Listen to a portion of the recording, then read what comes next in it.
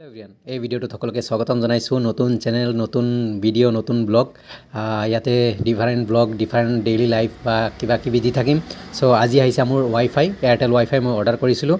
তো তাৰে কানেকশ্যন দিব আহিছে, কেবল কানেকশ্যন। তো দাদাসকলে কাম কৰি আছে, কেবল কানেকশ্যন দি আছে।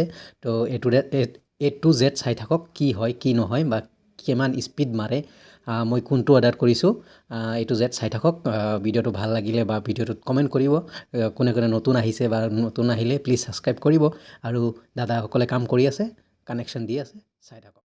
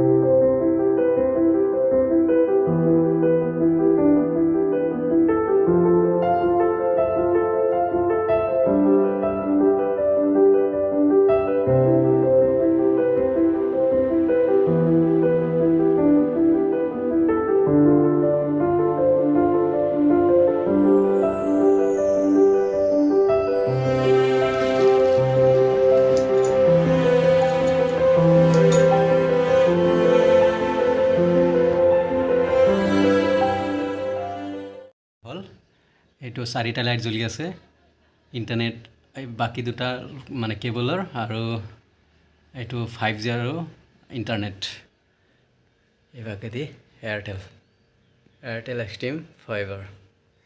চ' ফাইনেলি কমপ্লিট। স্পীডটো কেনে মাৰে অলপ পিছত দেখাই আছোঁ। স্পীড চাম এতিয়া কিমান MB মাৰে। মই 40 MB পাৰ ছেকেণ্ড Mbps সেইটো অৰ্ডাৰ কৰিছিলোঁ, কানেক্টিং হৈ আছে, এতিয়া চাব পাৰিম। ৱাও, 40, 42, 40, 39 স্পীড ভালে আছে। য়েছ, 100 যায় দেখোন।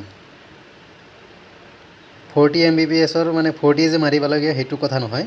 ডাউনলোডৰ 38 আৰু আপলোডৰ 34 Mbps। ডাউনলোডত 38, আপলোডত 34। মই অৰ্ডাৰ কৰিছোঁ 40 Mbps। তো এইটো হ'ল স্পীড ৰিজাল্ট।